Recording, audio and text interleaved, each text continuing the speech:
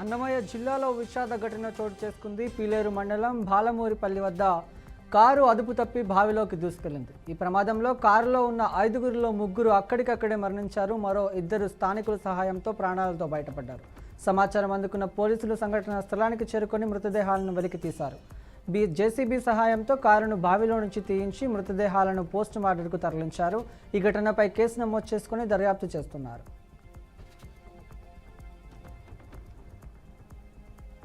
కృష్ణా జిల్లా పెనుమలూరులో తీరంగా యాత్ర సంబరాలు అంబరాన్ని అంటాయి. ఆపరేషన్ సింధూర్ విజయవంతమైన నేపథ్యంలో కూటమి ప్రభుత్వ ఆధ్వర్యంలో భారత సైనిక బలగాల సంఘీభావంగా భారీ ర్యాలీ నిర్వహించారు. వెలగపూడి కోల్డ్ స్టోరేజ్ నుంచి పోలంకి సెంటర్ వరకు తీరంగా యాత్రను నిర్వహించినట్లు ఎమ్మెల్యే బోడే ప్రసాద్ తెలిపారు. భార్యల ముందు భర్తలను చంపి వారి సింధూరాన్ని తుడిపివేసిన తీవ్రవాదులను ఆపరేషన్ సింధూర్ పేరిట అంతమొందించామని చెప్పారు. దేశం మొత్తం స్థానికులకు అండగా ఉందని, దేశం కోసం ప్రాణత్యాగం చేసిన వీర చరిత్రలో నిలిచిపోతారని తెలిపారు. వనపర్తి జిల్లాలో సబ్ డివిజనల్ పోలీస్ కార్యాలయాన్ని స్థానిక ఎమ్మెల్యే తూడి మేఘారెడ్డిగా ప్రారంభించారు. శాంతి భద్రతలు ఫ్రెండ్లీ పోలీస్గా వనపర్తి జిల్లాను రాష్ట్రంలో మొదటి స్థానంలో ఉంచేందుకు పోలీస్ శాఖ పూర్తి సహాయక చర్యలు అందిస్తామని ఎమ్మెల్యే అన్నారు. రాష్ట్రంలో 33 జిల్లాల్లో వనపర్తి జిల్లాలను అగ్రస్థానంలో ఉంచాల్సిన బాధ్యత పోలీసు అధికారులపై ఉందని చెప్పారు. వనపర్తి పట్టణానికి మండలాలకు పోలీసు శాఖను అవసరమైన మౌలిక సదుపాయాలు సమకూర్చుకునేందుకు తన స్వంత నిధుల నుండి 20 లక్షల మంజూరు చేస్తున్నట్లు ప్రకటించారు. అనంతరం కార్యాలయం ఆవరణలో మొక్కలను నాటారు. కర్నూలు జిల్లా ఎమ్మిగనూరులో ఆపరేషన్ సింధూర్కు మద్దతుగా కూటమి నేతలు తీరంగా ర్యాలీ నిర్వహించారు. ఈ కార్యక్రమంలో ఎమ్మెల్యే జై నాగేశ్వర్ రెడ్డి, కూటమి నేతలు, కార్యకర్తలు ఉత్సాహంగా పాల్గొన్నారు. శ్రీనివాస సర్కిల్ నుంచి సోమప్ప సర్కిల్ వరకు 200 అడుగుల జాతీయ జెండాతో ర్యాలీ కొనసాగింది. ఈ ర్యాలీలో కేవలం ఒక నిరసన కార్యక్రమం మాత్రమే కాదు, ఇది దేశం పట్ల తమకున్న ప్రేమను సైనికులకు తమకు మద్దతుగా తెలిపే ఒక శక్తివంతమైన వేదికగా నిలిపేందుకు ఎమ్మెల్యే అన్నారు. ఈ ర్యాలీలో ప్రజలకు కూడా స్వచ్ఛందంగా మద్దతు ఇచ్చినట్లు ఎమ్మెల్యే తెలిపారు. చల్లని సాయం సందేవేళ ప్రపంచ ప్రఖ్యాత రామోజీ ఫిలిం సిటీ ప్రాంగణం విదేశాల సుందరీమణులతో కలకలలాడింది. ప్రపంచ సుందరి కిరీటం కోసం పోటీ పడుతున్న 108 దేశాల అందాల భామలు రామోజీ ఫిలిం సిటీలో సందడి చేశారు. మిస్ వరల్డ్ పోటీల్లో పాల్గొన్న సుందరీమణులు సాయంత్రం రామోజీ ఫిలిం సిటీ ప్రధాన ద్వారం వద్దకు చేరుకోగా వారి రామోజీ గ్రూప్ సంస్థల CMD Kiran, Ramoji film city management director Vijayeshwari, ETV CEO Bapineedu ఘన స్వాగతం పలికారు. శనివారం సాయంత్రం 5:30 నుండి రాత్రి 10 గంటల వరకు విద్యుత్ కాంతులతో దేదీప్యమానంగా వెలుగుతున్నట్టుగా ఫిలిం సిటీని వీక్షించినందుకు ముద్దుగుమ్మలు ముగ్ధులయ్యారు. తిరుపతి జిల్లా తిరుమలలో భక్తుల రద్దీ పెరిగింది. టికెట్లు లేని భక్తులు సర్వదర్శనానికి 24 గంటల సమయం పడుతోంది. సర్వదర్శనం వైకుంఠ క్యూ కాంప్లెక్స్లో కంపార్ట్మెంట్లలోని భక్తులలో నిండిపోయాయి. ఆ స్వామివారి సర్వదర్శనానికి కృష్ణతేజ అతిథి గృహం వరకు భక్తులు వేచి ఉన్నారు. శనివారం 87,347 మంది స్వామివారిని సందర్శించారు. 39,490 మంది భక్తులు తలనీలాలు సమర్పించారు. హుండీ ఆదాయం సుమారు 3,13,00,000కు వచ్చిందని టీటీడీ అధికారులు వెల్లడించారు. కాగా ఇవాళ తెల్లవారుజామున భారత క్రికెట్ జట్టు హెచ్కో గౌతమ్ గంభీర్ కుటుంబ సమేతంగా తిరుమలకు వచ్చారు. శ్రీవారిని సందర్శించుకొని మొక్కులు చెల్లించుకున్నారు. మేడ్చల్ జిల్లా ఏదులాబాద్లో మల్కరాజ్గిరి ఎంపీ ఈటెల రాజేందర్ వడ్ల కొనుగోలు కేంద్రాన్ని సందర్శించారు. గత నెల రోజులుగా వడ్లు కొనుగోలు చేయడం లేదని రైతులు ఆందోళన చేయడంతో ఎంపీ ఈటెల రాజేందర్ వడ్ల కొనుగోలు కేంద్రాన్ని పరిశీలించారు.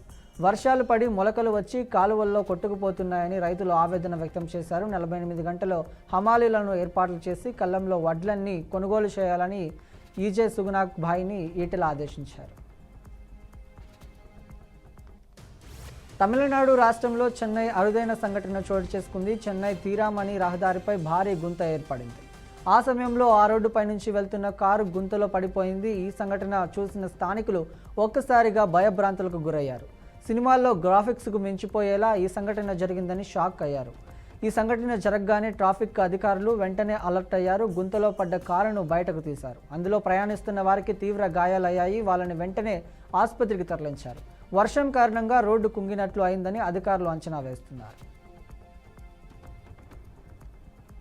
భారత అంతరిక్ష పరిశోధన సంస్థ 101వ రాకెట్ ప్రయోగం చేపట్టింది. పిఎల్ఎస్వి 61వ రాకెట్ నింగిలోకి దూసుకెళ్లింది.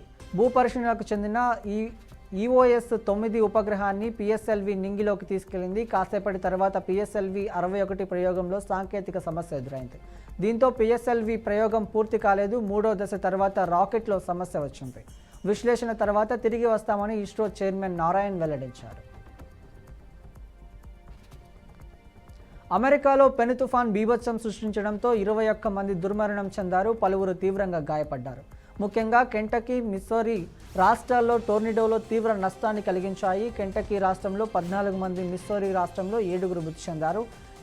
కెంటకీకి మృతుల సంఖ్య మరింత పెరిగే అవకాశం ఉందని ఆ రాష్ట్ర గవర్నర్ ఆండీ జేషియార్ పేర్కొన్నారు. కెంటకీలోని లారెన్ కౌంటర్లో టర్నోరీ కారణంగా 9 మంది మరణించారని అధికారులు వెల్లడించారు. అనేక మంది గాయపడ్డారని, ఆస్తి నష్టం కూడా భారీగా సంభవించిందని, ఇల్లోనియోలో కూడా టోర్నడోలో బీభత్సం సృష్టించినట్లు యుఎస్ నేషనల్ వెదర్ సర్వీస్ ప్రకటించింది. తుఫాన్ ప్రభావిత ప్రాంతాల్లో అధికార యంత్రాంగం సహాయక చర్యలు ముమ్మరం చేసింది.